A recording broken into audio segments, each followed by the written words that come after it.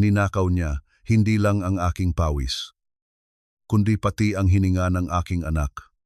Habang nagpapakasasa siya sa luho sa mansyon, nakikiusap ako ng tira-tirang gamot sa lansangan. Mas mabuti pang mamatay ang anak mo kaysa sirain ang reputasyon ko. Ang malamig niyang wika. Ngunit bumagsak ang kaniyang maskara nang umalingaw-ngaw ang katotohanan. Tapos na ang aking pagyuko. Paano pinabagsak ng isang labandera ang diyosa ng alta sosyedad? Pasalamat ka at pinulot ko kayong mag-iina mula sa basurahan. Kung hindi, dahil sa awa ko. Matagal na kayong kinain ng mga aso sa lansangan. Kaya huwag kang magreklamo kung bawas ang sweldo mo ngayong gabi. Bayad iyan sa mga nabasag mong mamahaling plato na kahit ibenta mo ang buong pagkatao mo ay hindi mo mababayaran. Ang mga salitang ito ay tila yelong ibinuhos sa buong pagkatao ni Mariposa. O Maring, gaya ng tawag sa kaniya ng lahat. Nakaluhod siya ngayon sa malamig na marmol na sahig ng marangyang kusina. Maingat na pinupulot ang mga matatalim na bubog ng basag na kristal. Hindi naman siya ang nakahulog niyon. Isang lasing na bisita ang nakabangga sa mesa. Ngunit sa kaniya ibinuntong ang parusa. Ang kaniyang mga nanginginig na daliri ay patuloy sa paggalaw habang pilit inililigtas ang mga kasamahang katulong sa panganib ng bubog. Isang matulis na piraso ang bumaon sa kaniyang palad. Gumapang ang mainit na dugo sa kaniyang magaspang na balat. Ngunit hindi niya ininda ang hapdi. Ang totoong sakit ay nasa kaniyang dibdib. Isang nakakapasong bara sa lalamunan na pilit niyang nilulunok upang huwag lang tumulo ang luha sa harap ng kaniyang amo. Puno ng pag-asa niyang inihanda ang mga pagkain para sa gabing ito. Nagising siya ng 3:00 ng madaling araw. Ginutom ang sarili sa buong maghapon. At nagpakapagod sa pag-asang may maiuuwi siyang buong sweldo pambili ng gamot para sa bunsong anak na nilalagnat. Ngunit ang isinukli sa kaniya ay ang malupit na sumbat ng utang na loob. Isang tanikalang sumasakal sa kaniyang pagkatao, tumalikod si Doña Beatriz. Inayos ang kaniyang kumikinang na diamanteng kwintas. At binago ang kaniyang aura. Mula sa pagiging halimaw sa kusina, ang kaniyang mukha ay nahulma sa isang perpekto at maamong ngiti. Sinabihan niya si Maring na manatili sa dilim ng kusina dahil nakakasira ng paningin ang madungis nitong hitsura. Mula sa maliit na siwang ng pintuan, patungo sa Grand Ballroom. Tahimik na pinanood ni Maring ang pag-akyat ng kaniyang amo sa entablado. Ang bulwagan ay puno ng nagkikislapang mga ilaw. Mga naggagandahang bulaklak na inaangkat pa mula sa ibang bansa. At ang nakakalanghap na amoy ng inihaw na karne na sapat na sana upang pakainin ang isang buong barangay ng mga nagugutom. Sa gitna ng nakakabinging palakpakan ng mga politiko at mamamahayag, nagsalita si Doña Beatriz gamit ang pinakamalambing nitong boses. Ipinagmamalaki niya sa buong mundo ang kaniyang foundation. Ayon sa kaniya, ang pamilya Almazan ay hindi lamang nagbibigay ng trabaho, kundi tinuturing nilang tunay na kapamilya ang mga mahihirap na kanilang tinutulungan. Ang bawat salitang lumalabas sa bibig ng Donya ay tila mga punyal na paulit-ulit na itinarak sa likod ni Maring. Nakakakilabot ang husay nitong magsinungaling. Ang mga taong naroon ay pumalakpak, umiyak sa tuwa, at nagbigay pugay sa isang huwad na santa. Habang ang taong ginamit nitong kasangkapan para sa magandang imahe ay nakatago sa dilim. Nagugutom at nawalan ng karapatang magreklamo. Sa bulsa ng kaniyang kupas at manipis na uniforme, palihim na kinapa ni Maring ang isang maliit na supot ng plastik. Sa loob nito ay ang ilang pirasong tuyo at matigas na tinapay na palihim niyang itinago mula sa mga tirang pagkain ng mga bisita. Ito lamang ang kaniyang maiuuwi. Walang pambili ng ulam. Walang pambili ng gamot. Ang kakarampot na natira sa kaniyang sweldo matapos ang walang awang kaltas ni Beatriz ay sapat lamang para sa pamasahe sa susunod na mga araw. Nang matapos ang marangyang pagtitipon, mabilis na lumabas si Maring sa likod ng mansyon. Sinalubong siya ng walang awang ulan ng Maynila. Ang bawat patak nito ay malamig na humampas sa kaniyang manipis na katawan. Bago siya tuluyang makalabas sa matataas na rehas ng mansyon, napalingon siya sa madilim na pasilyo ng balkonahe. Naroon si Manang Rosa, ang matandang mayordoma ng bahay. Nakatayo lamang ito sa dilim. Higpit na hawak ang isang maliit na rosaryo. Walang sinabi ang matanda. Ngunit sa mata nito ay may isang malalim at nakatagong sikreto. Isang nakikiusap na tingin na tila ba nagsasabing umalis na si Maring at huwag nang lilingon pa. Ngunit paano siya tatakas sa rehas ng kahirapan? Nilakad ni Maring ang mahabang kalsada pauwi. Bawat hakbang ay mabigat. Tila hinihila ng mga basang sapatos ang kaniyang kaluluwa pababa sa lupa. Sa ilalim ng isang malaking tulay sa Pasig, matatagpuan ang kanilang itinuturing na tahanan. Isang maliit na espasyo na pinagtagpi-tagping mga lumang tarpaulin at nabubulok na kahoy. Ang amoy ng kalawang at basang lupa ay sumalubong sa kaniya. Hindi pa man siya tuluyang nakakalapit ay nakita na niya ang kaniyang panganay na anak na si Sofia. Ang 7 taong gulang na bata ay nakatayo sa labas ng kanilang tolda. Basang-basa ng ulan at humihikbi habang mahigpit na yakap-yakap ang bunsong kapatid. Tumakbo si Maring papalapit sa mga anak. Pagkuha niya sa kaniyang sanggol.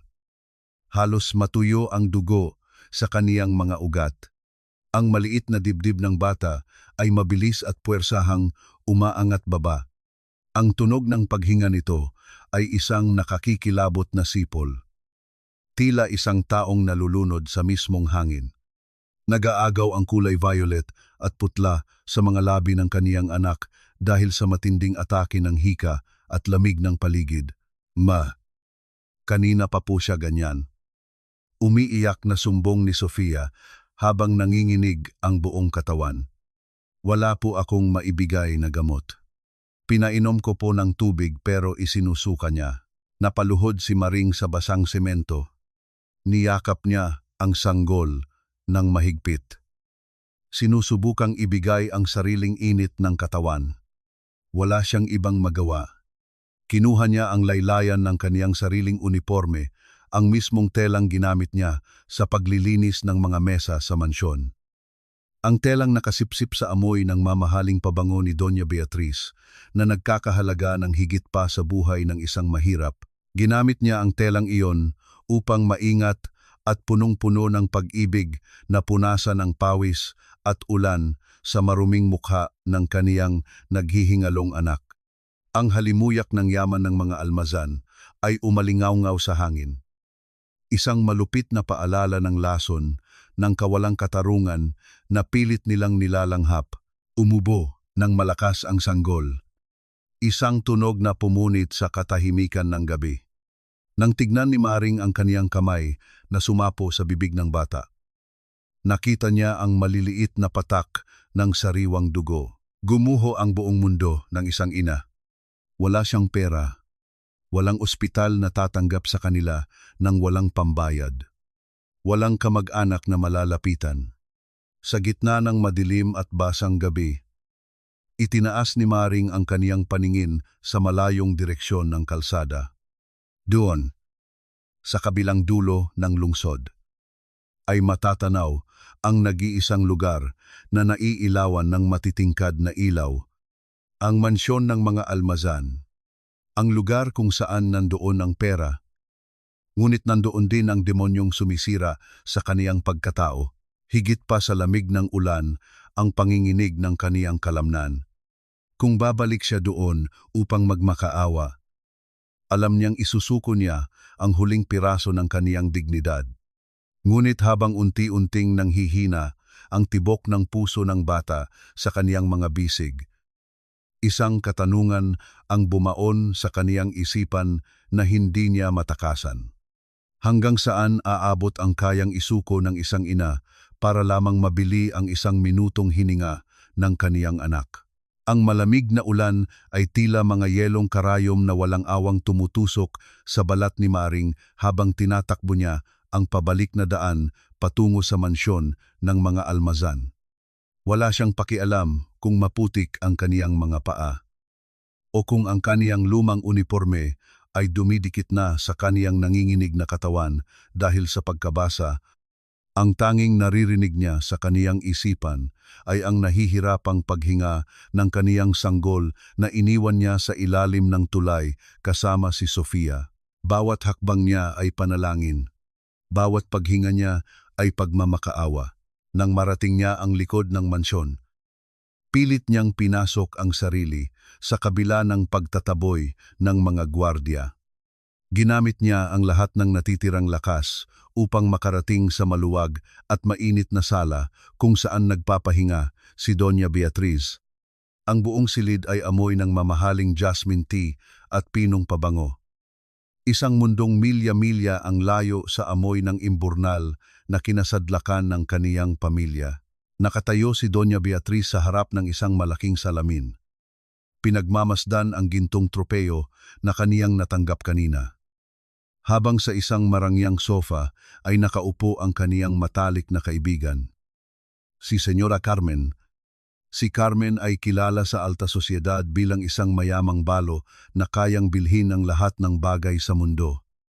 Maliban sa kakayahang magdalang tao, nang makita ni Beatriz ang basang-basang si Maring na nakaluhod sa kaniyang mamahaling karpet, ang kaniyang maamong mukha ay mabilis na napalitan ng pandidiri. Tingnan mo nga naman ang babaeng ito. Ang matalim na wika ni Beatriz. Ang boses ay puno ng panghahamak. Dala-dala mo pa ang dumi ng kalsada sa loob ng pamamahay ko. Hindi ka na nga marunong mag-ingat ng mga gamit. Wala ka pang modo. Ano na naman ang kailangan mo at nanggugulo ka rito sa gitna ng gabi? Idinikit ni Maring ang kaniyang noo sa malamig na sahig. Ang kaniyang mga luha ay sumama sa tubig ulan na tumutulo mula sa kaniyang buhok. Maawa na po kayo. Senyora, nagmamakaawa po ako. Ang anak ko po, nag-aagaw buhay. Kailangan ko po ng isusugod sa ospital. Kahit ibawas nyo na po sa sweldo ko sa buong taon. Kahit wag nyo na po akong swelduhan habang buhay. Parang awa nyo na po. Tulungan nyo ang anak ko. Isang mapaklang tawa ang lumabas sa mga labi ni Beatriz. Lumapit siya kay Maring.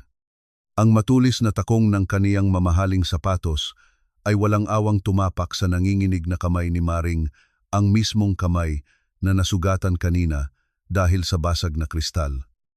Nadiin ang sugat at isang sariwang kirot ang gumapang sa ugat ng labandera. Ngunit kinagat lamang ni Maring ang kaniyang labi upang huwag sumigaw. Ang kapal din ng mukha mong humingi ng advance. Maring, ang walang pusong sambit ni Beatriz habang lalong idinidiin ang kaniyang paanan. Ako na nga ang nagbigay sa iyo ng trabaho. Pinulot kita mula sa kawalan. Utang na loob mo sa akin kung bakit nakakakain pa kayo ng mga anak mo. Tapos ngayon, sisingilin mo ako sa mga problema mo sa buhay kung hindi mo kayang buhayin ang mga anak mo. Sana hindi ka na lang nag-anak. Mga pabigat kayo sa lipunan. Sa gitna ng pagmamakaawa ni Maring at sa pagpumiglas niya mula sa sakit, isang maliit at gusot na litrato ang nahulog mula sa bulsa ng kaniyang basang uniforme. Ito ay isang lumang larawan ng kaniyang sanggol. Ang kaisang-isang litratong mayroon siya. Nakangiti ang bata at may inosenteng mga mata. Bumagsak ang litrato malapit sa paanan ni Señora Carmen. Pinulot ito ng mayamang ginang. Tinitigan ni Carmen ang mukha ng sanggol at isang pambihirang kislap ang dumaan sa kaniyang mga mata. Ang kalungkutan ng isang baog na babae ay tila natunaw nang makita ang inosenteng mukha ng bata. Ang ganda ng batang ito, Beatriz. Ang mahinang bulong ni Carmen.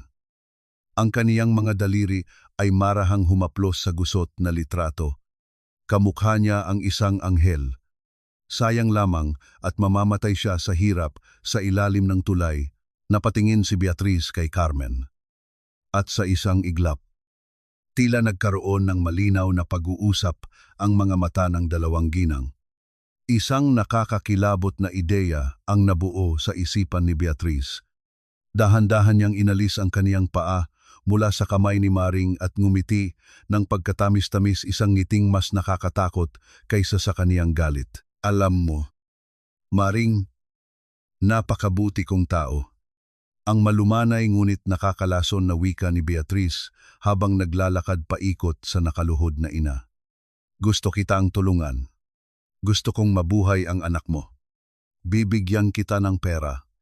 Hindi lang pang-ospital, kundi sapat para hindi na kayo magutom ni na Sofia. Iniangat ni Maring ang kaniyang paningin. Isang maliit na sibol ng pag-asa ang nabuhay sa kaniyang dibdib. Talaga po. Senyora, gagawin ko po ang lahat. Paglilingkuran ko po kayo hanggang sa mamatay ako. Tumango si Beatriz at umupo sa tabi ni Carmen. Pero may kondisyon. Ibibigay mo ang bata kay Carmen. Siya na ang magpapalaki sa kaniya. Magiging isang alkantara ang anak mo. Mag-aaral sa pinakamagandang eskwelahan. Susuot ng magagarang damit at hindi na kailanman mararanasan ang amoy ng basurahan kung saan mo siya pilit binubuhay. Ito na ang pinakamalaking pabor na magagawa mo bilang isang ina. It's a win-win situation. Maring, huwag kang madamot sa anak mo. Nanigas ang buong katawan ni Maring. Ang inaakala niyang kamay na sasagip sa kanila ay isa palang patalim na nakatutok sa kaniyang puso. Ang kaniyang kaluluwa ay tila pinupunit sa dalawa. Ipamigay ang kaniyang sariling laman at dugo. Hindi ko po kaya. Ang nanginginig na sagot ni Maring. Ang mga luha ay walang patid na umaagos. Wag po ang anak ko. Parang awa niyo na. Kahit anong trabaho gagawin ko. Wag niyo lang pong kunin ang anak ko. Nawala ang ngiti ni Beatriz. Ang kaniyang boses ay naging malamig at matalim na parang yelo.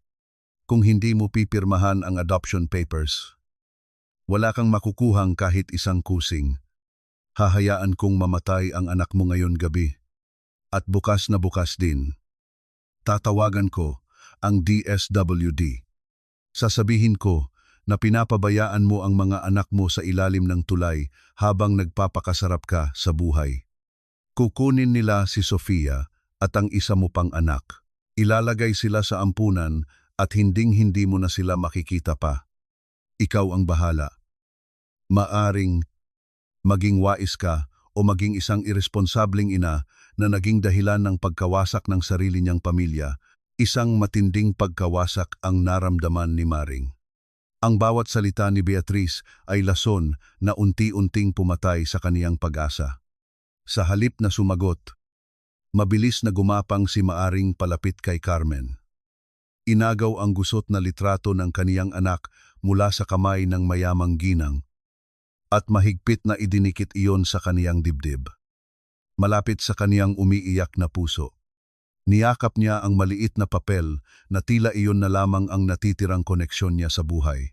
Nakayuko siya sa malamig na marmol.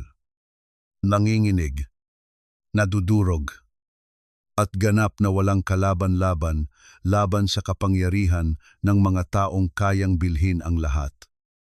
Pati na ang karapatan niyang maging ina. Habang nagaganap ang nakakapasong eksena sa loob ng sala, sa labas ng nakabukas na pinto ay dumaan si Don Ricardo. Ang bilyonaryong asawa ni Beatriz ay may hawak na isang baso ng alak. Balak sanang magpahinga matapos ang mahabang gabi. Ngunit napahinto siya nang marinig ang usapan. Ang kaniyang mga mata ay sumimangot nang makita ang umiiyak na labandera na yakap-yakap ang sariling dibdib. Habang ang kaniyang asawa at si Senyora Carmen ay nakatingin dito na parang mga nagugutom na lobo na naghihintay na sumuko ang kanilang biktima. Isang madilim na katanungan ang bumuo sa isipan ng lalaki. Ano ang ginagawa ng kaniyang asawa sa likod ng kaniyang mga paningin? Sa loob ng silid, inilapag ni Beatrice ang isang malinis at blangkong dokumento sa ibabaw ng glass table. Kasunod ang isang makapal na brown envelope na punong-puno ng pera. Ang halaga ng buhay ng isang bata. Ang presyo ng kaluluwa ng isang ina. Pipirma ka ba para mabuhay ang anak mo? Ang huling tanong ni Beatrice na umalingaw-ngaw sa buong silid. Malamig at naghihintay. O hahayaan mo siyang mamatay sa iyong mga bisig bago sumikat ang araw? Ang blangkong kontrata ay nakalatag lamang doon. Puting-puti. Ngunit nagdadala ng pinakamatinding dilim sa buhay ni Maring. Nakatitig siya sa papel. Habang ang oras ay patuloy sa pag-ikot, isang tahimik na paalala na bawat segundong lumilipas ay ninanakaw ang natitirang hininga ng kaniyang anak na naghihintay sa lamig ng lansangan. Ang paglakad ni Maring pabalik sa ilalim ng tulay ay tila pag-usad ng isang kaluluwang nawalan ng direksyon. Sa kaniyang nanginginig na kamay ay nakakuyom ang isang maliit na bote ng murang gamot pang-asthma. Ito ang paunang pain ni Doña Beatriz. Hindi pinirmahan ni Maring ang kontrata ng pag-aampon. Ngunit binigyan siya ng 3 araw upang magdesisyon. 3 araw upang pumili kung isusuko ba niya ang kaniyang kaisang-isang sanggol o hahayaan itong bawian ng buhay sa malamig na lansangan. Pagdating sa madilim na tolda, mabilis na pinainom ni Maring ang bata. Unti-unting kumalma ang mabigat at sumisipol na paghinga nito. Ngunit hindi nabawasan ang takot na nakaguhit sa mga mata ng ina. Nang makatulog ang sanggol dahil sa pagod, napasandal si Maring sa malamig na haligi ng tulay at doon tahimik na ibinuhos ang kaniyang mga luha. Pilit tinatakpan ang bibig upang walang makarinig ng kaniyang paghikbi. Sa isang sulok, nakaupo at tahimik na nagmamasid ang 7 taong gulang na si Sofia. Ang kaniyang mga inosenteng mata ay nakapako sa namumula at nangingitim na pasa sa ibabaw ng kamay ni Maring. Isang hugis ng matulis na takong ang nakadiin doon. Hindi na kailangang magtanong ng bata kung saan galing iyon. Alam niyang ang kalupitang iyon ay nagmula sa mga taong nakatira sa malaking bahay na laging pinupuntahan ng kaniyang ina. Kinaumagahan. Habang natutulog pa ang pagod na si Maring, palihim na lumabas si Sofia, bitbit ang isang lumang sako. Nasanay na ang batang maghanap ng mapagkakakitaan sa mga basurahan sa labas ng subdivision ng mga almazan. Habang hinahalungkat niya ang isang malaking itim na supot ng basura na itinapon ng sekretarya ni Doña Beatriz, may nakapukaw sa kaniyang atensyon. Nakita niya ang mga pinunit na sobre ng sweldo na may pangalan ng kaniyang ina. At mga resibong hindi kailanman ibinigay kay Maring. Maingat itong pinulot ng bata. Iniipon ang bawat piraso kahit pa nadudumihan ang kaniyang maliliit na kamay. Umuwi si Sofia sa kanilang tolda at kinuha ang kaniyang lumang notebook na pamana pa ng isang mabait na guro. Gamit ang iilang butil ng bahaw na kanin bilang pandikit, idinikit niya ang mga pinunit na ebidensya sa bawat pahina. Pinagdugtong-dugtong niya ang mga kasinungalingan ng Donya. Sa ibabaw ng mga numerong nagpapakita ng peking utang ng kaniyang ina. Kumuha si Sofia ng isang pudpod na krayola at iginuhit si Maring.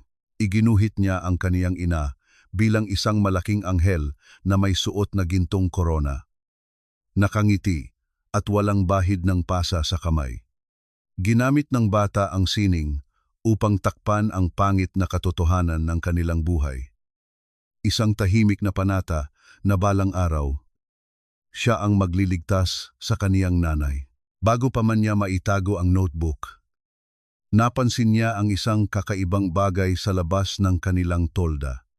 Isang bagong kahon ng gatas para sa kaniyang bunsong kapatid ang maingat na nakapatong sa isang malinis na bato. Walang nakasulat na pangalan, walang tao sa paligid. Iginala ni Sofia ang kaniyang paningin sa kahabaan ng ilalim ng tulay. Sino ang palihim na nag-iwan ng biyayang ito sa gitna ng maruming lansangan? Habang umiikot ang isipan ng bata sa hiwaga ng gatas, sa kabilang panig ng lungsod, nakaupo si Don Ricardo sa loob ng kaniyang malawak at tahimik na opisina.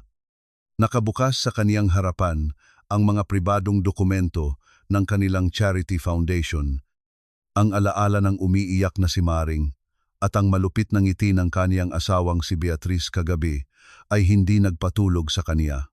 Sinimulan niyang suriin ang bawat pahina ng mga bank account ng foundation na hindi niya pinapakialaman ng mahabang panahon.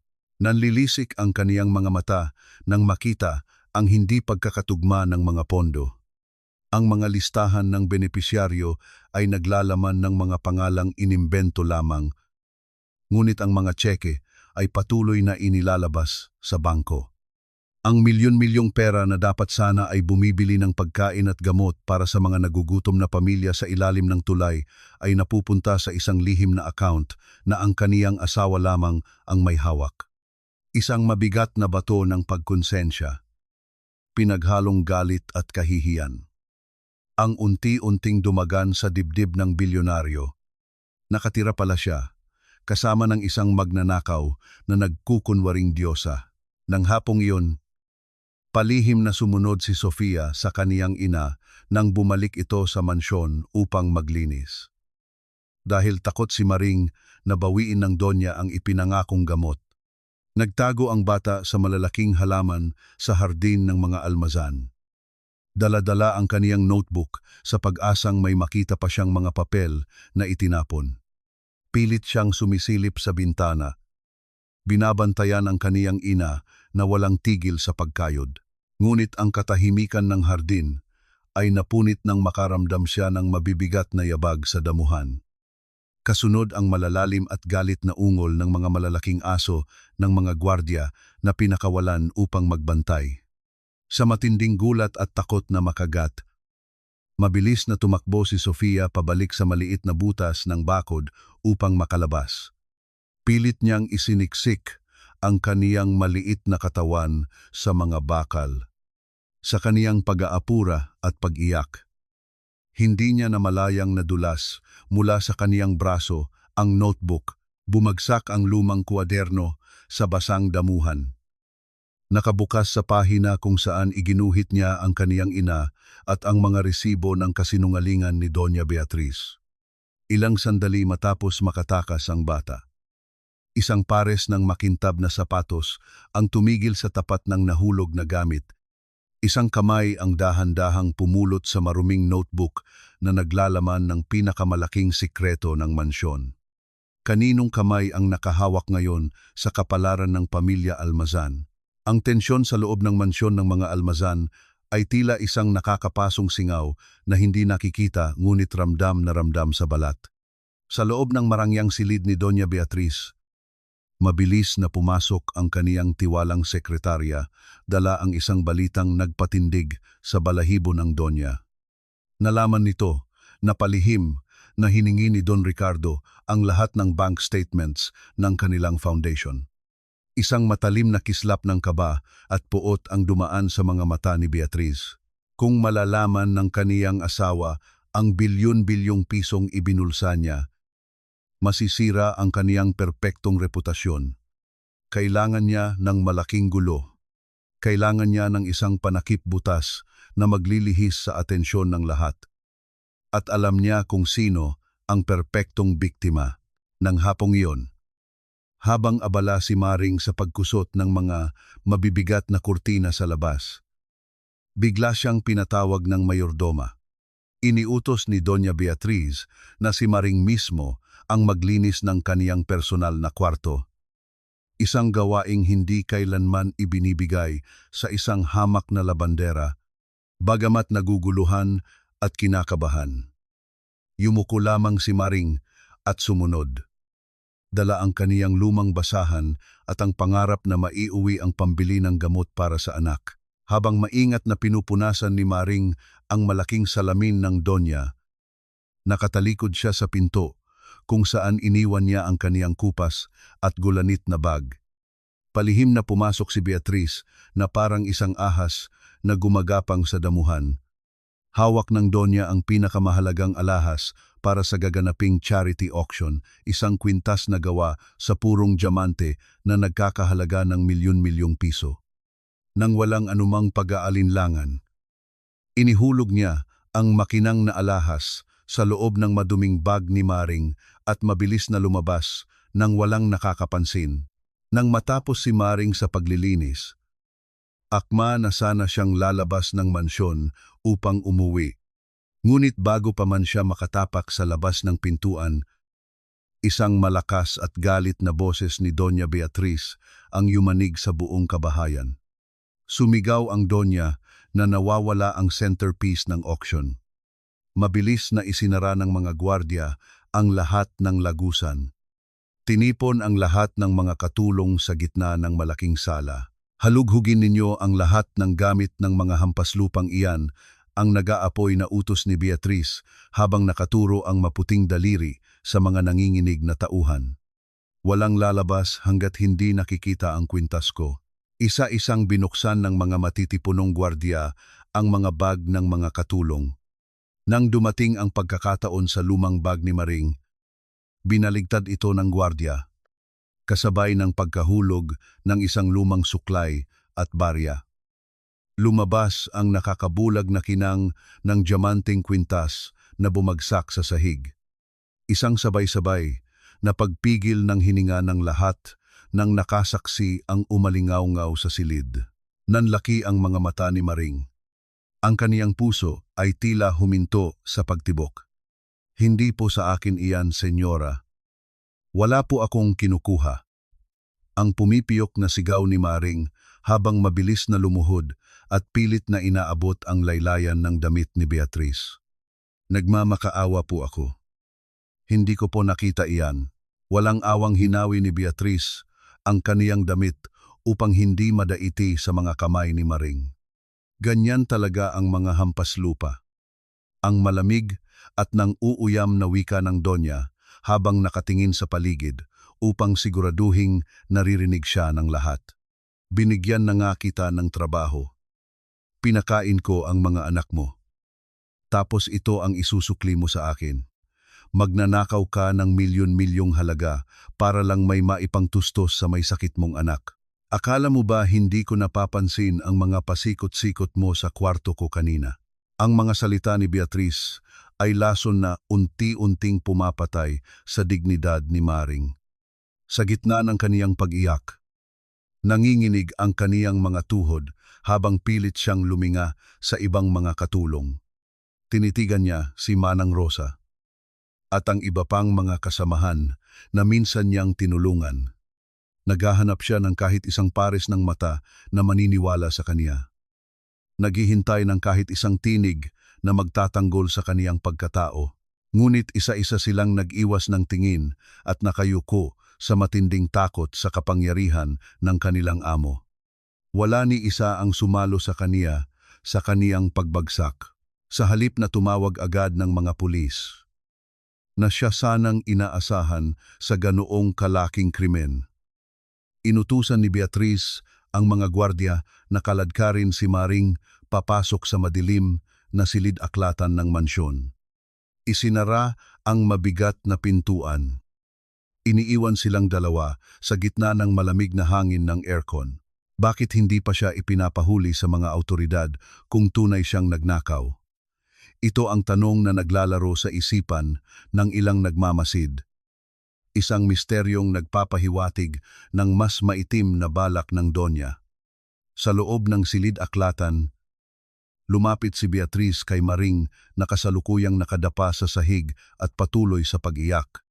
Ibinaba ng Donya ang kaniyang mukha upang magpantay sila ng biktima. At bumulong ng may demonyong ngiti. Aamin ka sa mga pulis na ikaw ang nagnakaw. Ang mariing utos ni Beatriz. Ang boses ay tila patalim na dahan-dahang humihiwa sa lalamunan ni Maring. Makukulong ka, at habang nasa loob ka, ibibigay mo ang sanggol mo kay Carmen gamit ang papeles na inihanda ko. Oras na hindi ka pumayag, palalayasin ko kayo sa buong Maynila. Haharangin ko ang lahat ng ospital at doktor. Titiyakin ko na mamamatay ang anak mo sa mismong mga bisig mo na walang kahit sinong tutulong sa inyo. Pipili ka. Maring, ang kalayaan mo o ang buhay ng mga anak mo. Ang alok na ito ay isang bitag na walang labasan. Pakiramdam ni Maring ay gumuho na ng tuluyan ang kaniyang mundo. Isang gwardiya ang marahas na humawak sa magkabilang braso ng labandera upang pilit siyang itayo at haladkarin palabas ng silid patungo sa bodega habang naghihintay ng desisyon. Patuloy sa pag-iyak at pagmamakaawa, si Maring wala ng lakas upang manlaban sa malalaking braso na pumipigil sa kaniya, ngunit bago pa man siya tuluyang maipasok sa madilim na bodega, isang pamilyar at maliit na boses na umiiyak ang bumasag sa katahimikan mula sa labas ng mansyon. Narinig ni Maring ang pagtawag ng kaniyang pangalan. Si Sofia. Sumunod pala ang kaniyang 7 taong gulang na anak at ngayon ay nakikita ang marahas na pagtrato sa kaniyang ina. Ang malamig na kinang ng diamanteng hawak ng gwardiya ay tila naging isang bakal na kadena na tuluyan ng sumakal sa leeg ng inosenteng ina, habang ang iyak ng kaniyang anak ay patuloy na sumusugat sa kaniyang nadudurog na puso. Ang loob ng madilim at masikip na bodega ay amoy alikabok at lumang telang hindi na nagagamit. Doon, sa gitna ng nagtataasang mga kahon at sirang kagamitan, nakalupasay si Maring sa malamig na semento. Ang kaniyang mga mata ay namumula at pagod na sa pag-iyak. Ngunit ang kaniyang dibdib ay tila sasabog sa tindi ng kaba. Bawat segundong lumilipas ay tila isang matalim na kutsilyo na dahan-dahang pumuputol sa kaniyang hininga. Sa labas ng makapal na pinto, naririnig niya ang mga yabag ng mga gwardiya na nagbabantay sa kaniyang pagkakakulong. Isang malupit na paalala na siya ay itinuring na kriminal sa loob ng pamamahay na pinaglingkuran niya ng buong katapatan. Ngunit ang katahimikan ng kaniyang pagdurusa ay biglang napunit ng isang tunog mula sa kabilang panig ng pader. Isang maliit at nanginginig na boses, punong-puno ng takot at pighati. Nanay, nanay. Ilabas niyo po ang nanay ko. Ang iyak ni Sofia na tila humahalukay sa kaibuturan ng puso ni Maring. Wala po siyang ginagawang masama. Parang awa niyo na po. Huwag niyo pong saktan ang nanay ko. Napabangon si Maring mula sa sahig. Mabilis na gumapang patungo sa pintuan at pilit na kinalampag ang matigas na kahoy. Sofia, anak. Umuwi ka na. Huwag kang lalapit dito. Ang sigaw ni Maring. Ang boses ay basag at puno ng desperasyon, ngunit ang sagot na kaniyang natanggap ay hindi salita mula sa kaniyang anak. Isang malakas at malutong na tunog ng isang palad na humampas sa balat ang umalingaw-ngaw sa pasilyo. Isang marahas na sampal na nagpatahimik sa pag-iyak ng bata. Kasunod ang tunog ng isang maliit na katawan na bumagsak sa sahig. Tumahimik ka. Batang lansangan. Ang pagalit na boses ng isang gwardiya, kung ayaw mong isama ka namin sa loob. Umalis ka na kung ayaw mong masaktan. Ang tunog ng sampal na iyon ang naging mitsa. Isang bagay sa loob ni Maring ang biglang gumuho at napalitan ng isang nakakapansing galit na hindi niya kailanman naramdaman. Ang takot na kaniyang dinala sa loob ng maraming taon. Ang utang na loob na palaging isinusumbat sa kaniya ni Doña Beatriz ay tuluyan nang namatay sa sandaling iyon. Ang bawat hapdi ng kaniyang mga sugat, ang bawat gutom na kaniyang tiniis, ay tila nag-alab at naging isang malakas na apoy sa kaniyang mga ugat. Hindi na siya ang labanderang yumuyuko. Siya ay naging isang inang handang pumatay para sa kaniyang anak. sa gitna ng kaniyang matinding panggagalaiti. Narinig ni Maring ang marahang pagpihit ng susi sa labas ng pinto. Dahan-dahang bumukas ang pinto. Sapat lamang para makapasok ang isang anino. Akala ni Maring ay ang mga pulis na ang kukuha sa kaniya. Ngunit ang kaniyang nakita ay ang matandang si Manang Rosa. Ang mayordoma ay may hawak na flashlight. Ang kaniyang mukha ay balot ng matinding pag-aalala at takot. Maaring magmadali ka. Ang pabulong na wika ni Manang Rosa habang nanginginig ang mga kamay na binubuksan ang kadena. Inutusan ni Beatriz ang mga pulis na dumaan sa harap. Pero heto ang susi sa likurang gate ng kusina. Tumakas na kayo ni Sofia habang abala silang lahat sa pag-aayos ng auction. Bakit niyo po ako tinutulungan? Ang nagtatakang tanong ni Maring. Ang kaniyang mga mata ay puno ng pagduda. Dahil nakikita ko ang sarili ko sa iyo. Maring, ang malungkot na sagot ng matanda. At dahil alam ko kung nasaan ang tunay na diamante, mag-ingat ka. Huwag kang susuko. Dahil ang mga katulad natin, ang tunay na may-ari ng katotohanang ninanakaw nila, mabilis na lumabas si Maaring sa bodega. Sa dulo ng pasilyo, nakita niya si Sofia na nakaupo sa sahig. Hawak-hawak ang kaniyang namumula at namamagang pisngi. Ang mga mata ng bata ay puno ng takot. Ngunit nang makita ang kaniyang ina, mabilis itong tumakbo at yumakap sa baywang ni Maring. Niyakap ni Maring ang kaniyang anak ng napakahigpit. Tila sinusubukang iparamdam sa bata na ligtas na sila.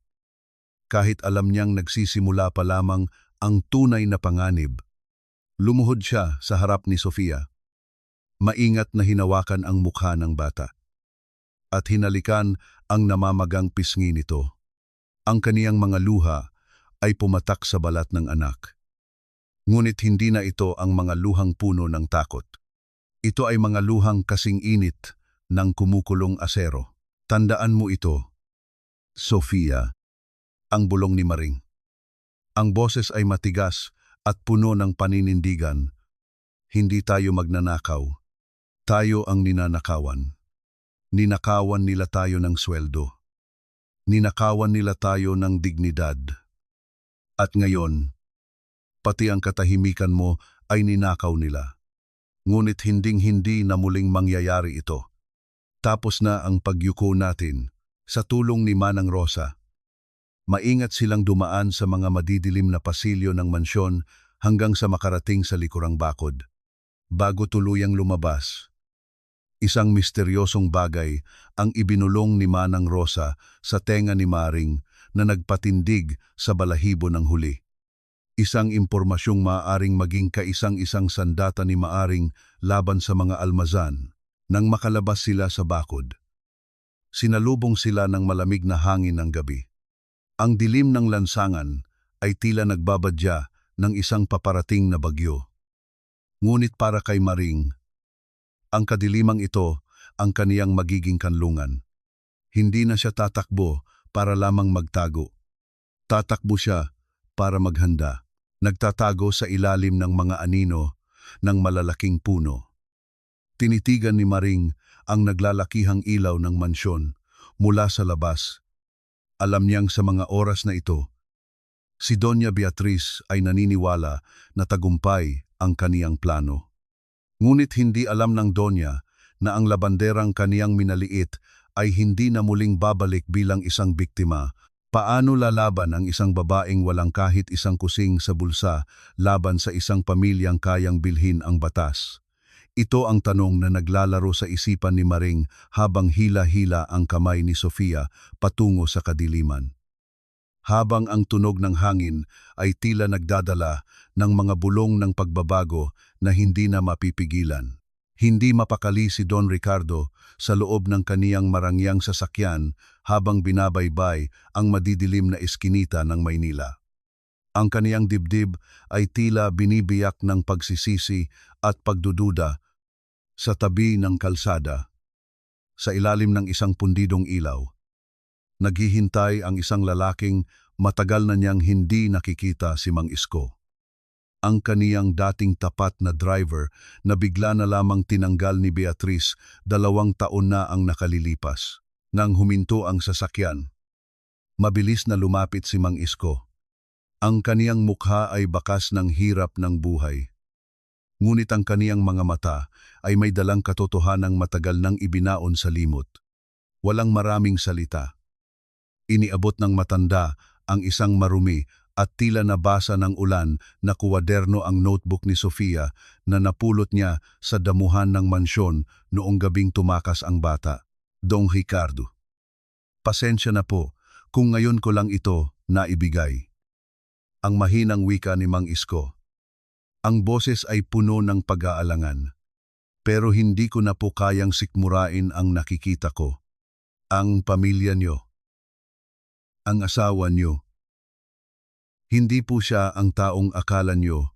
Bumalik si Ricardo sa loob ng sasakyan at binuksan ang maliit na ilaw sa kisame. Dahan-dahan niyang binuklat ang bawat pahina ng notebook. Ang kaniyang hininga ay tila tumigil nang makita ang mga guhit ng isang bata. Hindi ito mga simpleng drawing ng bahay at puno. Ito ay mga dokumento ng pighati. Nakadikit sa mga pahina ang mga punit-punit na sobre ng sweldo ni Maring na may mga sulat kamay na kaltas na walang basehan. Ngunit ang pinakamasakit na bahagi ay ang iginuhit ni Sofia sa gitna ng kuwaderno.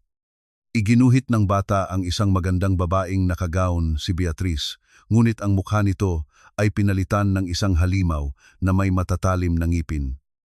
At ang mga kamay nito ay abala sa pagkain ng mga barya habang ang isang maliit na bata ay umiiyak sa ilalim ng kaniyang paa.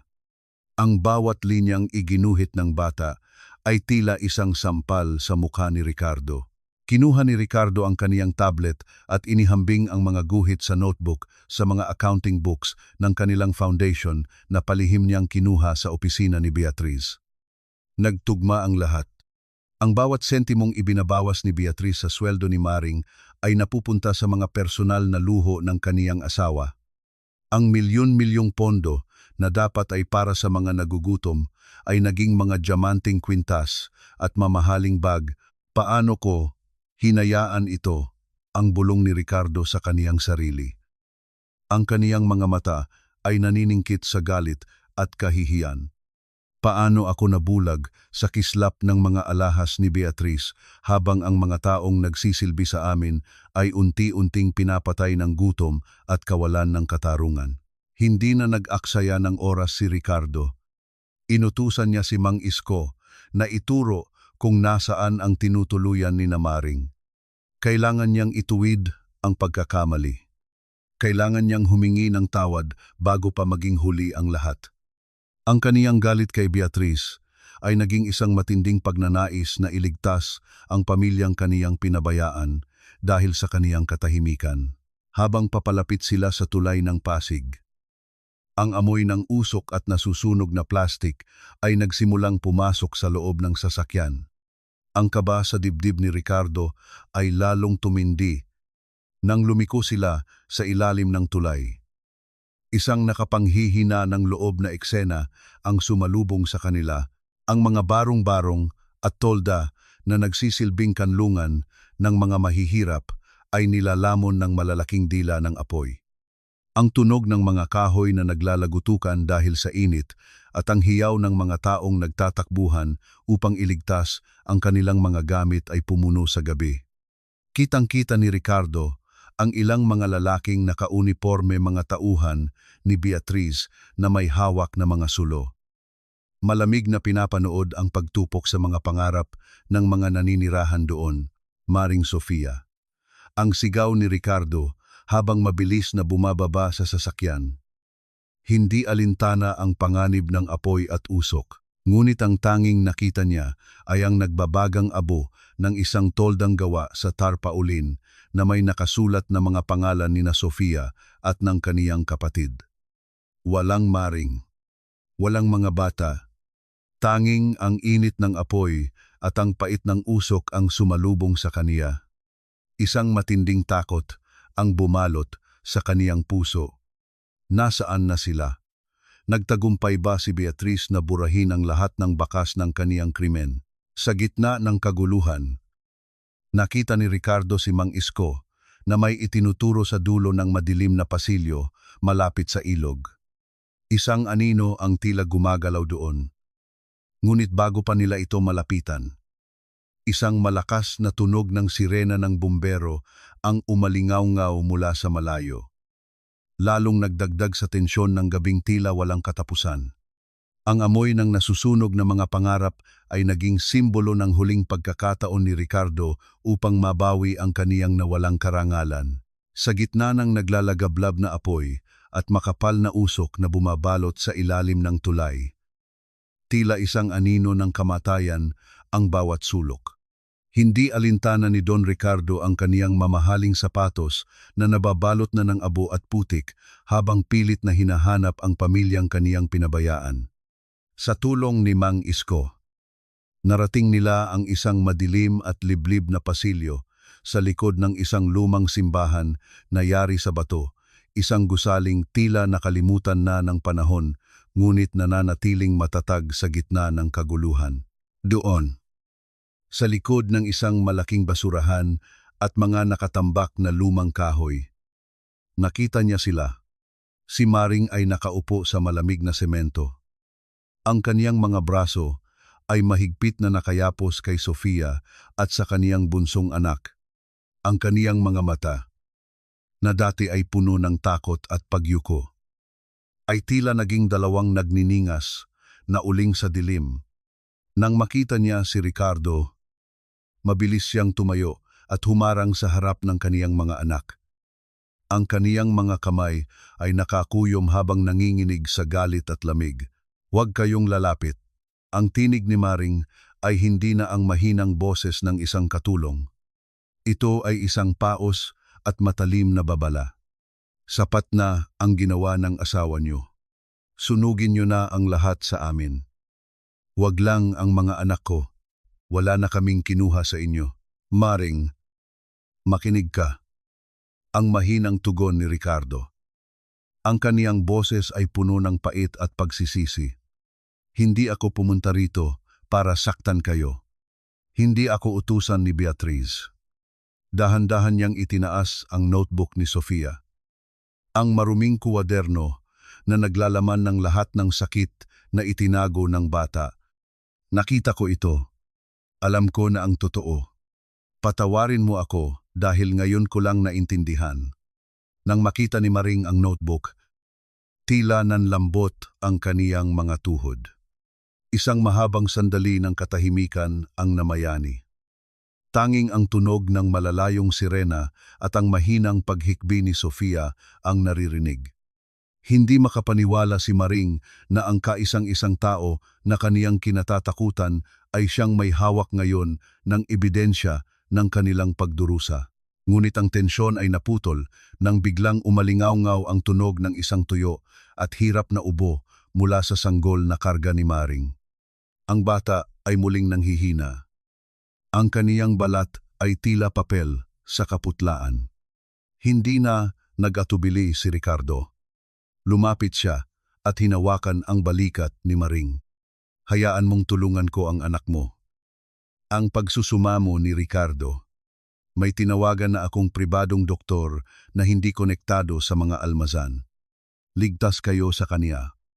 Bagamat may malalim na pagdududa, ang pag-ibig ni Maring sa kaniyang anak ang nanaig. Sumama sila kay Ricardo patungo sa isang ligtas na bahay na pagmamay-ari ng pamilya ni Mang Isko sa labas ng lungsod. Doon, sa ilalim ng liwanag ng isang simpleng bumbilya, nakita ni Ricardo ang tunay na kalagayan ni Maring, ang mga bam sa braso, ang mga sugat sa kamay, at ang pagod na tila hindi na matatapos.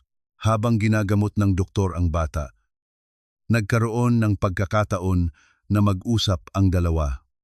Ipinaliwanag ni Ricardo ang plano ni Beatriz para sa gaganaping gala ng taon, kung saan gagamitin muli ng kaniyang asawa ang pangalan ng mga mahihirap upang kumuha ng karangalan.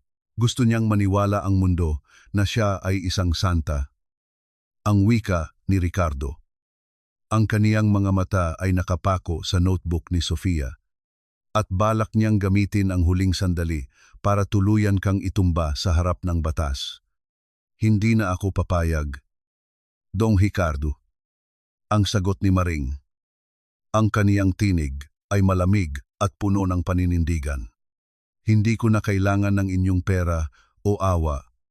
Ang gusto ko lang ay makita ng lahat kung anong klaseng halimaw ang nagtatago sa likod ng kaniyang gown. Nagkasundo ang dalawa sa isang lihim na alyansa. Hindi nila pipigilan ang gala. Hahayaan nilang umakyat si Beatriz sa pinakamataas na baitang ng kaniyang kasinungalingan. Dahil kapag mas mataas ang inakyat mo, mas masakit ang pagbagsak. Bulong ni Maring sa kaniyang sarili. Bago matapos ang gabi, kinuha ni Ricardo ang isang brown envelope na ibinigay sa kaniya ni Manang Rosa bago ito umalis ng mansyon. Isang misteryosong dokumento ang nasa loob nito. Isang bagay na hindi inaasahan ni Ricardo na makikita niya. Ang kaniyang mga kamay ay bahagyang nanginig habang binabasa ang nakasulat. Tumingin siya kay Maring na may halong gulat at lungkot. May isang lihim pa sa nakaraan ni Maring at ng mga almazan na hindi pa nailalantad. Isang katotohanang maaaring magpabago sa lahat. Ano po ang nakasulat diyan? Ang tanong ni Maring. Napansin ang pagbabago sa mukha ng lalaki. Itinago ni Ricardo ang sobre sa kaniyang bulsa. Malalaman mo rin. Maring, sa gabi ng gala, hindi lang hustisya ang makukuha mo. Makukuha mo rin ang karapatang matagal nang ninakaw sa iyo. Ang kapal ng mukha mong isipin na ang proteksyon ng aking asawa ay sapat na upang matakasan mo ako. Akala mo ba ay nanalo ka na dahil dinala ka niya sa madungis na simbahang ito? Nagkakamali ka. Maaring, ang awa ni Ricardo ay parang hamog sa umaga nandyan ngayon. Pero bukas ay maglalaho rin kapag na-realize niya kung gaano ka kadumi at kababa para sa aming pamilya.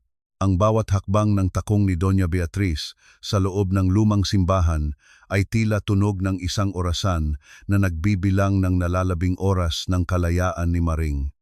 Ang amoy ng insenso at lumang kahoy ng simbahan ay pilit na nilalamon ng kaniyang matapang at mamahaling pabango. Isang amoy na nagpapaalala kay Maring ng lahat ng sakit na naranasan niya sa mansyon. Nakatayo si Beatriz sa gitna ng altar. Suot ang isang itim na bestidang yari sa seda. Ang kaniyang mukha ay tila isang maskarang gawa sa porselana maganda ngunit walang buhay. Nahanap niya sila. Sa kabila ng lahat ng pag-iingat ni Don Ricardo at Mang Isko, ang galamay ni Beatriz ay nanatiling mahaba at matalas. Nakatayo si Maring sa harap ng kaniyang mga anak. Ang kaniyang mga kamay ay nakahawak sa mga balikat ni Sofia. Nararamdaman ang panginginig ng bata. Bakit ka narito? Ang tanong ni Maring. Ang kaniyang boses ay hindi nanginginig. Bagkus ay puno ng isang uri ng lamig na tila yelong humahalukay sa paligid. Sapat na ang sinunog mong tolda. Sapat na ang ninakaw mong dignidad. Ano pa ang gusto mo? Lumapit si Beatriz. Isang hakbang na puno ng pagmamalaki. Narito ako para ibigay sa iyo ang huling pagkakataon ng kaligtasan. Be a martyr for your kids. Maaring, iyan naman ang gusto mong papel. Hindi ba, ang api-apihang ina, inilabas niya ang isang asul na folder mula sa kaniyang mamahaling bag. Pirmahan mo ang pag-amin sa pagnanakaw ng diamante at ang pagsuko ng iyong sanggol kay Carmen. Sa oras na gawin mo iyan, bibigyan kita ng sapat na pera para makapagsimula ka sa malayo. Pero kung pipiliin mong lumaban sa gala, asahan mo ang impyerno. Tumingin si Beatriz kay Sofia. Ang kaniyang mga mata ay tila mapanuring agila. Huwag mong kalimutan. Maring, isa lang kayong pamilya ng squatter. Isang tawag ko lang sa DSWD at sa mga pulis. Idedeklara kitang isang irresponsableng ina at isang kriminal.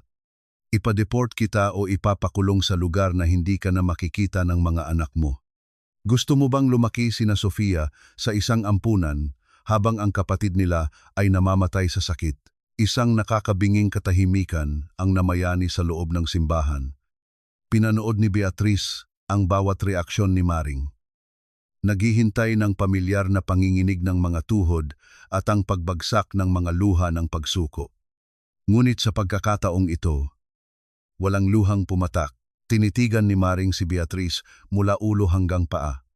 Ang kaniyang mga mata ay dumapo sa diamanteng hikaw ng Donya, sa kaniyang makinis na balat, at sa kaniyang mapagmataas na tindig. Nakita ni Maring ang katotohanan sa likod ng kislap, isang babaeng baog ang puso. Isang babaeng kailangang manakit ng iba para lamang maramdamang siya ay makapangyarihan. Dahan-dahang kinuha ni Maring ang folder. Tinitigan niya ang dokumento sa loob ng ilang sandali. Pagkatapos ay muli niyang tiningnan si Beatrice. Sa isang mabilis ngunit kalmadong pagkilos, ibinalik ni Maring ang folder sa dibdib ng Donya. Hindi bilang pagtanggap, kundi bilang pagtaboy. Ang mga damit na suot mo ay galing sa dugo at pawis ng mga taong katulad ko. Ang tahimik na wika ni Maring. Ang bawat salita ay may bigat ng isang hatol. At ang perang inaalok mo ay hindi makakabili ng hininga ng anak ko. Huwag kang mag-alala. Doña Beatriz, attend ako sa gala mo. Hindi para sa pera, hindi para sa awa, kundi para ipakita sa iyo kung paano tumayo ang isang inang tinangkamong paslangin. Isang mabilis na pagbabago ang dumaan sa mukha ni Beatrice. Ang kaniyang perpektong maskara ay bahagyang nanginginig sa galit. Hindi siya sanay na sinasagot, lalo na ng isang taong itinuturing niyang basura. Umatras siya ng isang hakbang. Ang kaniyang mga mata ay nanlilisik sa puot. Gusto mo ng giyera? Ibibigay ko sa iyo ang isang madugong pagtatapos. Ang banta ni Beatrice. Ang kaniyang boses ay halos pabulong, ngunit punong-puno ng kamandag. Huwag mong isiping makakalabas kayo ng buhay sa simbahang ito sa gabi ng gala. Ricardo cannot protect you every second. Mabilis na tumalikod ang Donya at lumabas ng simbahan. Ang tunog ng pagsara ng mabigat na pinto ng simbahan ay umalingaw-ngaw sa buong gusali. Isang tunog na tila nagpapatibay sa kaniyang banta. Pagkaalis ni Beatriz, naramdaman ni Maring ang mabilis na tibok ng kaniyang puso. Ngunit hindi na ito dahil sa takot. Ito ay dahil sa adrenaline ng isang mandirigmang handa ng sumabak sa huling labanan. Paano niya nalaman na nandito tayo? Ang mahinang tanong ni Sofia. Ang kaniyang maliliit na kamay ay mahigpit na nakahawak sa damit ng ina. Ito rin ang tanong na bumabagabag kay Maring. Tanging sina Ricardo at Mang Isko lamang ang nakakaalam ng lugar na ito. May nagtaksil ba sa kanila o sadyang napakalakas ng kapit ni Beatrice sa bawat sulok ng lungsod habang pinagmamasdan ni Maring ang kaniyang mga anak? Napansin niya ang isang anino sa labas ng bintana ng simbahan. Ang mga gwardya ni Beatrice ay hindi umalis. Nanatili sila sa paligid upang siguraduhing walang makakalabas. Tila naging isang magandang kulungan ang simbahan para sa kanila. Ang oras ay patuloy sa pag-ikot patungo sa gabi ng paghuhukom. At ang bawat segundong lumilipas ay tila isang hakbang patungo sa isang bitag na sadyang inihanda para sa kanilang pagbagsak, habang ang bawat sulok ng Grand Hotel ay nagniningning sa tila milyon-milyong bituin mula sa mga diamante at kristal na chandelier. Ang atmosfera sa loob ay punong-puno ng halimuyak ng tagumpay. Ito ang gabi ng gala ng taon. Ang gabi kung saan ang lahat ng makapangyarihan sa bansa ay nagtitipon upang magbigay-pugay sa kabutihang loob. Si Doña Beatriz, suot ang kaniyang gown na kulay ginto na tila hinabi mula sa mga pangarap, ay nakaharap sa salamin ng kaniyang suite. Ang bawat pahid ng kaniyang kolorete ay maingat. Tila isang pintor na nagtatago ng isang mabulok na katotohanan sa likod ng isang perpektong obra maestra. Ang kaniyang ngiti ay praktisado. Isang sandata na nakahandang bumighani sa mga kamera at sa buong mundo, ngunit malayo sa kinang ng hotel. Sa loob ng malamig at tahimik na simbahan, ang katahimikan ay tila isang sumasakal na kumot para kay Maring. Ang mga gwardyang inupahan ni Beatriz ay nakatayo sa labas ng bawat pintuan. Ang kanilang mga anino ay mahahaba at nakakatakot sa ilalim ng buwan. Para silang mga bantay sa isang kulungan na walang rehas na bakal. Ngunit binalot ng takot at banta. Nakaupo si Maring sa gitna ng simbahan. Yakap ang kaniyang mga anak. Ang kaniyang dibdib ay tila isang tambol na mabilis ang pagtibok. Bawat segundo ay tila isang hakbang palapit sa kaniyang huling pagkakataon. Ang katahimikan sa labas ay biglang napunit. Hindi ng putok o gulo, kundi ng isang pamilyar at malakas na ugong ng mga makina. Isa, dalawa, hanggang sa maging isang koro ng mga sasakyan. Dumating si Mang Isko. Hindi lulan ng isang mamahaling kotse, kundi kasama ang kaniyang lumang jeepney at isang hukbo ng mga kapwa at super, mga tindero sa palengke, at mga simpleng taong nakaranas din ng panggigipit. Ito ang bayanihan sa gitna ng kadiliman. Ginamit nila ang kanilang mga sasakyan upang harangan ang daan ng mga gwardya. Nalumikha ng isang pader ng mga maliliit na tao laban sa kapangyarihan ng salapi. Ang mga boses nila, bagamat hindi sumisigaw, ay naging isang matibay na harang na nagbigay ng pagkakataon kay Maaring. Sa gitna ng kaguluhang iyon, mabilis na pumasok si Manang Rosa sa loob ng simbahan. May dala siyang isang simpleng balot. Sa loob nito ay isang puting bestida, hindi ito gawa sa seda o may mga diamante, kundi isang malinis, plantsado, at payak na damit na tila sumisimbolo sa isang bagong simula. Isuot mo ito, Maring. Ang pabulong na wika ng matanda. Ang puti ay kulay ng katotohanan. Ngayong gabi, hindi ka na labandera. Ikaw ang tinig ng hustisya. Habang nagbibihis si Maring, ang kaniyang 7 taong gulang na anak na si Sofia ay lumapit sa kaniya.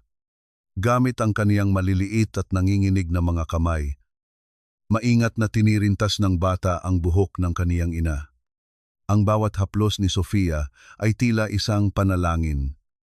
Isang tahimik na pagbibigay ng lakas mula sa isang anak tungo sa kaniyang magiting na ina. Kaya mo yan, Ma. Ang bulong ng bata na nagpatulo sa huling luhang hahayaan ni Maaring na bumagsak ngayong gabi. Ang simpleng ugnayang ito, sa gitna ng nagbabadyang unos, ay ang kaisang-isang bagay na hindi kailanman maiintindihan ni Beatriz. Samantala, sa loob ng control room ng Grand Hotel, ang tensyon ay mas masahol pa sa isang sumasabog na bulkan. Si Don Ricardo ay tahimik na nakatayo sa tabi ng mga monitor. Hawak ang isang flash drive na naglalaman ng lahat ng ebidensya ng krimen ng kaniyang asawa. Ngunit hindi naging madali ang lahat. Ang sekretarya ni Beatriz, na tila isang tapat na aso na handang mangagat, ay nagsimulang magduda. Napansin nito ang kakaibang kilos ni Ricardo at ang pagkawala ng kaniyang mga tauhan sa paligid. Ang palitan ng matatalim na tingin sa pagitan ng dalawa ay tila isang labanan ng mga espada sa loob ng isang maliit na silid. Bawat segundo ay mahalaga. At ang pawis sa noo ni Ricardo ay tila nagbibilang ng nalalabing oras. Nagsimula na ang live broadcast. Ang announcer, na may masayang boses, ay nagsimulang tawagin ang pangalan ni Doña Beatriz para tanggapin ang Philanthropist of the Year Award. Ang palakpakan ay tila isang malakas na alon na humahampas sa pampang. Naglakad ang Donya patungo sa entablado. Ang kaniyang mukha ay nagniningning sa ilalim ng mga spotlight.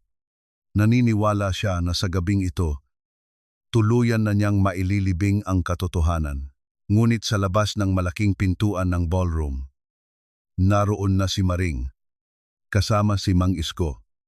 Pilit nilang itunulak ang mga gwardiya ng hotel. Ngunit ang huling pintuan, ang pintuang maghahatid sa kaniya sa harap ng lahat ay nakakandado mula sa loob. Ang bakal na trangka ay tila isang huling pangungutya sa kaniyang pagkatao. Habang naririnig ni Maring ang pagpuri ng announcer kay Beatriz, ang kaniyang mga daliri ay bumaon sa matigas na kahoy ng pinto. Makakarating ba siya sa oras o ang katotohanan ay muli na namang mamatay sa likod ng isang nakakandado at ginintuang pintuan?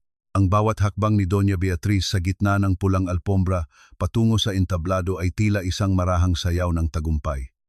Ang kaniyang gintong gown ay kumikislap sa ilalim ng matitinding ilaw ng Grand Ballroom.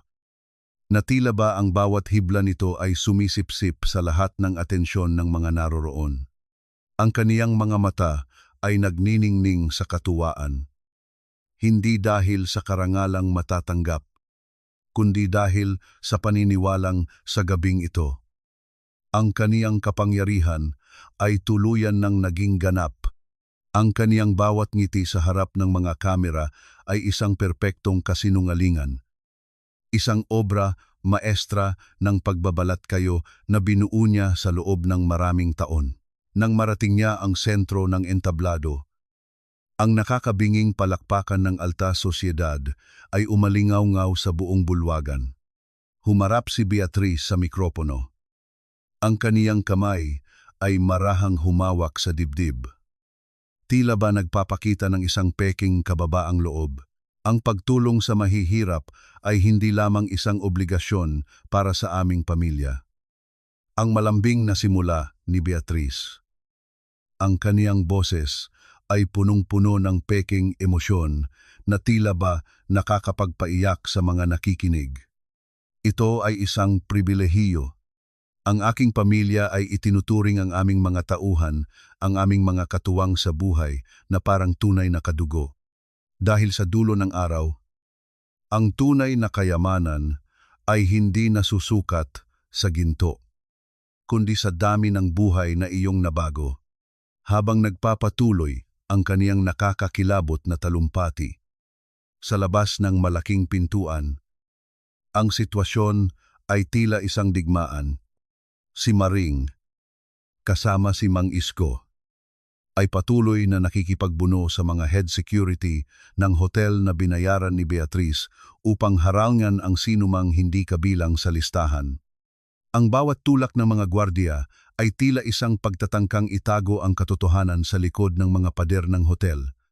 Ang kaniyang mga kamay ay nanginginig hindi sa takot, kundi sa tindi ng pagnanais na iparinig ang kaniyang boses.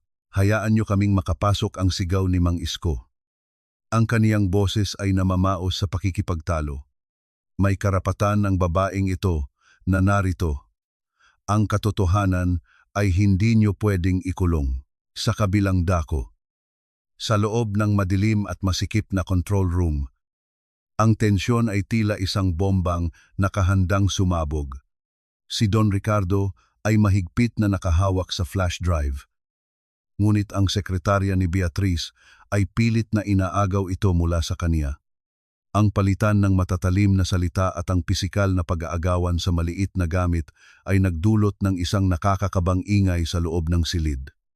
Ang bawat patak ng pawis sa noo ni Ricardo ay tila nagbibilang ng nalalabing oras. Alam niyang kapag nabitawan niya ang flash drive na ito, ang lahat ng kanilang pinaghirapan ay maglalaho na parang bula. Bumalik ang atensyon sa entablado nang itaas na ng announcer ang gintong tropeo. Ang kislap nito ay tila isang insulto sa lahat ng hirap na dinanas ni Maring. Para sa mga walang boses sa ating lipunan, narito ako para maging tagapagsalita ninyo, ang huling hirit ni Beatriz. Ang kaniyang tinig ay umabot sa rurok ng kaplastikan. Ang tropeong ito ay hindi para sa akin, kundi para sa bawat mahirap na nangangarap ng bukas. Ang bulwagan ay muling napuno ng masigabong palakpakan. Ang mga tao ay nagsitayuan.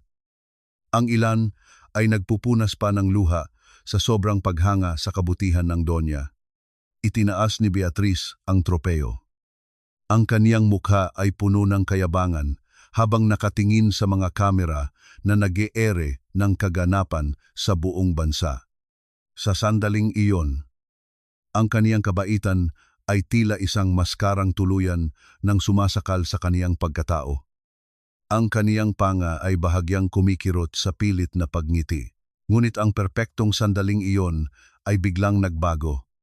Isang malakas at nakakayanig na ugong mula sa mga speaker ang umalingaw-ngaw sa buong bulwagan.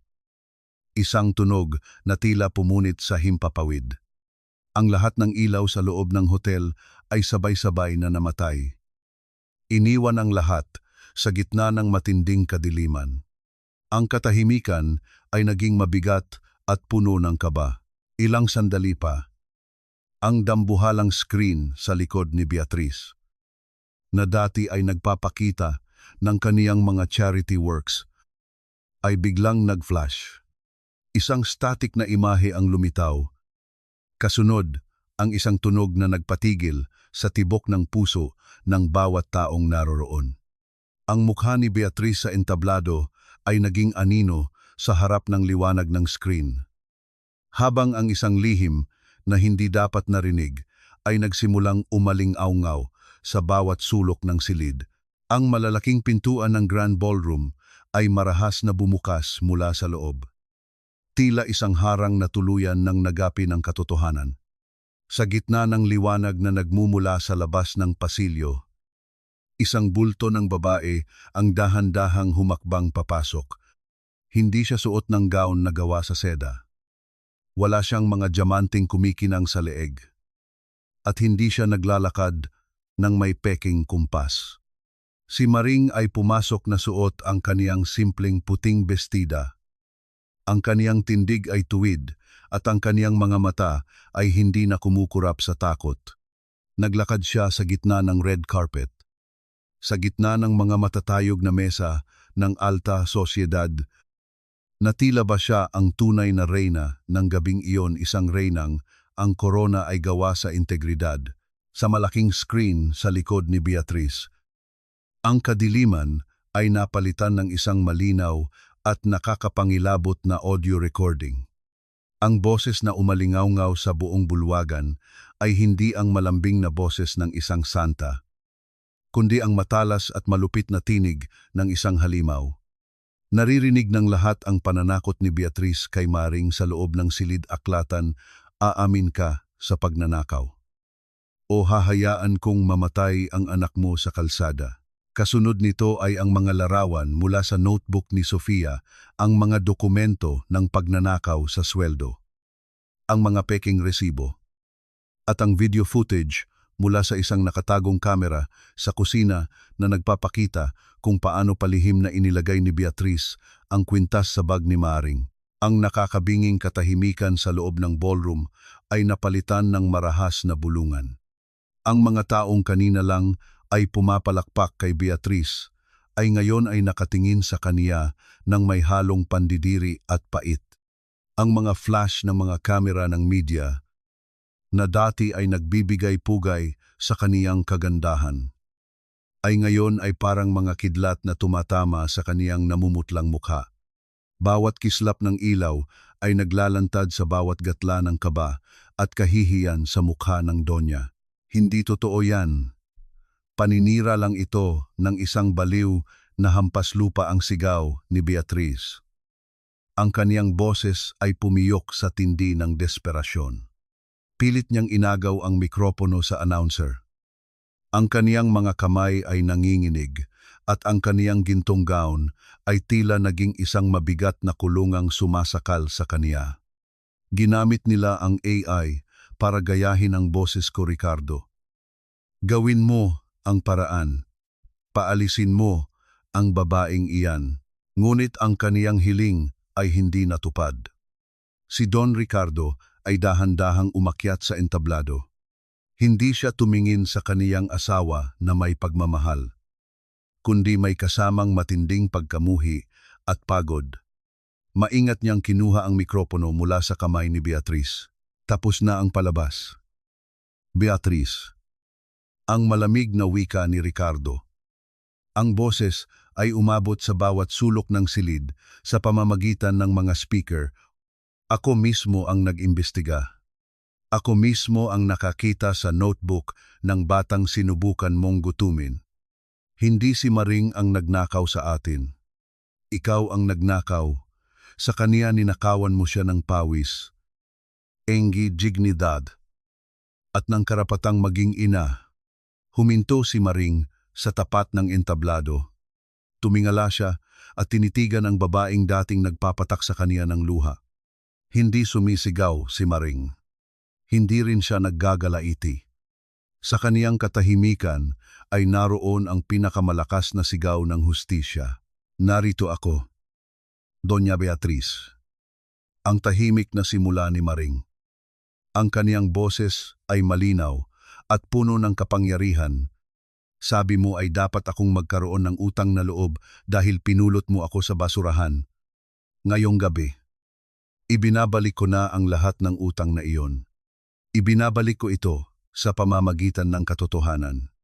Hindi ako humihingi ng inyong pera o ng inyong awa. Ang hinihingi ko lang ay ang karapatang mabuhay nang hindi tinatapakan ng mga katulad ninyo. Sa isang huling simbolo ng kaniyang paglaya, inilapag ni Maring ang kaniyang lumang, marumi, at punit-punit na uniforme sa paanan ng entablado. Ang telang iyon, na naging saksi sa kaniyang pagkaalipin, ay iniwan niya sa harap ng lahat bilang tanda na ang labanderang yumuyuko ay wala na, dahil sa matinding kahihiyan o hiya na hindi na kailanman mabubura, at sa bigat ng mga kamera na tila humuhusga sa kaniyang buong pagkatao. Unt-unting nanghina ang mga tuhod ni Beatriz. Ang kaniyang paningin ay nagdilim. At sa gitna ng mga hiyaw ng mga tao, bumagsak siya sa entablado. Ang kaniyang gintong tropeyo ay gumulong palayo at ang kaniyang marangyang gown ay kumalat sa sahig na parang mga basag na pangarap. Sa gitna ng kaguluhang ito, ang tunog ng mga sirena ng pulis ay narinig mula sa labas ng hotel. Ang mga gwardya ni Beatriz ay hindi na nakapalag nang pumasok ang mga awtoridad sa loob ng ballroom. Ngunit sa isang sulok, napansin ni Mang Isko na wala na si Senyora Carmen. Mabilis itong umalis bitbit ang susi ng sasakyan ni Beatriz. Tila isang aninong tumatakas sa gitna ng naglalagablab na katotohanan. Ang tunog ng mga posas na bakal na kumakalansing habang inilalabas mula sa mga holster ng mga pulis ay naging huling koro para sa gabing naging simula ng pagbagsak ng isang huwad na reyna. Ang bawat kislap ng mga diamante sa leeg ni Doña Beatriz ay tila naging mga tinik na sumasakal sa kaniya habang kinaladkad siya ng mga awtoridad palabas ng hotel. Wala na ang kaniyang marangyang poise. Wala na ang kaniyang mapagmataas na tingin. Ang kaniyang buhok na dating maayos na pagkakaayos ay gulo-gulo na, at ang kaniyang mamahaling maskara ay humulas sa kaniyang pisngi dahil sa luha ng galit at matinding kahihiyan. Habang dumadaan siya sa gitna ng maraming tao, ang bawat mata na dati ay puno ng paghanga ay ngayon ay puno ng panghahamak. Ang bawat bulong ng kaniyang mga kaibigan sa alta sosyedad ay tila mga latigo na humahampas sa kaniyang pagkatao. Sa isang iglap, ang kaniyang binuong mundo ng kasinungalingan ay tuluyan ng gumuho, na iniwan siyang mag-isa sa gitna ng kaniyang sariling impyerno. Sa loob ng presinto, ang ingay ng mga makinilya at ang malamig na liwanag ng mga bumbilya ang naging saksi sa kaniyang tuluyang pagbagsak. Nalaman ni Beatriz na hindi lang ang kaso ng pagnanakaw ang kaniyang kailangang harapin. Dahil sa investigasyon ni Don Ricardo, lumabas ang lahat ng kaniyang mga lihim na bank account. Ang bilyon-bilyong pisong ninakaw niya sa kaniyang sariling foundation. at ang matinding paglabag sa karapatan ng kaniyang mga tauhan na freeze ang lahat ng kaniyang pera. At ang mga diamanting dating nagbibigay sa kaniya ng liwanag ay ngayon ay kumpiskado na bilang ebidensya. Ang kaniyang hiya, ang bagay na pinakamahalaga sa kaniya, ay tuluyan ng naging abo. Habang ang dilim ay bumabalot sa selda ni Beatriz, isang bagong umaga naman ang sumisikat para sa pamilya ni Maring. Wala na sila sa ilalim ng tulay ng Pasig. Wala na ang amoy ng kalawang, ang takot sa baha, at ang kagat ng mga lamok sa gabi. Sa tulong ng legal na suporta ni Don Ricardo, nakalipat si Maring sa isang maliit ngunit malinis at maaliwalas na inuupahang bahay sa isang tahimik na komunidad. Ang dingding ay pinturado ng mapusyaw na asul. At ang bawat bintana ay nagpapapasok ng sariwang hangin at liwanag ng araw. Isang hapon, dumalaw si Don Ricardo, dala ang isang makapal na sobre. Ito ang lahat ng ninakaw na sweldo ni Maring sa loob ng maraming taon. Kasama na ang kaukulang danyos para sa lahat ng sakit na kaniyang dinanas. Inalok din ni Ricardo ang isang malaking halaga bilang donasyon para sa pag-aaral ng mga bata. Ngunit sa gitna ng kaniyang pangangailangan, nanaig pa rin ang dignidad ni Maring, Don Ricardo. Sapat na po itong sweldo na pinagpaguran ko. Ang mahinahong wika ni Maring. Ang kaniyang mga mata ay malinaw at puno ng kapayapaan. Ayoko pong simulan ang bagong buhay namin sa awa. Ang gusto ko lang po ay makuha kung ano ang tama. Upang maituro ko sa mga anak ko na ang dignidad ay hindi nabibili ng pera. Ginamit ni Maring ang kaniyang naipon upang magbukas ng isang maliit na karinderya sa tapat ng paaralan ni na Sofia. Pinangalanan niya itong Lutong Ina. Ang bawat putahing kaniyang inihahanda ay punong-puno ng pag-ibig, mga lutong bahay na abot kaya ngunit masustansya. Ang tunog ng mga sandok na tumatama sa kawali at ang halimuyak ng bawang at sibuyas na nagigisa ay naging bagong musika ng kaniyang buhay. Hindi na siya nagtatrabaho para sa isang amo na nananakit sa kaniya. Nagtatrabaho siya para sa kaniyang sarili at para sa kinabukasan ng kaniyang mga anak. Nakaupo si Maring sa isang maliit na bangko. Pinagmamasdan ang kaniyang 3 anak na masayang kumakain sa isang maayos na mesa. Si Sofia ay hindi na nakasuot ng gulanit na damit. Malinis na ang kaniyang uniforme at ang kaniyang mga mata ay nagniningning sa tuwa habang nagkukwento tungkol sa kaniyang mga bagong kaklase. Ang kaniyang bunsong anak ay malusog na. Mapula ang mga pisngi at malalim ang paghinga. Malayo sa hirap ng asma noong sila ay nasa lansangan pa. Kinuha ni Sofia ang kaniyang bagong notebook. Binuklat niya ang unang pahina at nagsimulang gumuhit. Ngunit sa pagkakataong ito, wala nang mga halimaw, wala nang mga sirang resibo, at wala nang mga luha. Iginuhit ng bata ang kanilang maliit na karinderya, ang mga makukulay na bulaklak sa paligid. At sa gitna nito ay ang kaniyang ina na nakangiti ng napakalapad habang hawak ang isang sandok na tila ba ito ay isang mahiwagang wand na nagbigay sa kanila ng bagong buhay. Ang pakiramdam ng kapayapaan ay tila isang mainit na kumot na bumabalot sa buong bahay. Wala na ang panginginig ng mga tuhod ni Maring. Wala na ang kaba sa tuwing may darating na sasakyan. Alam niyang sa bawat pagod na kaniyang nararamdaman sa pagluluto.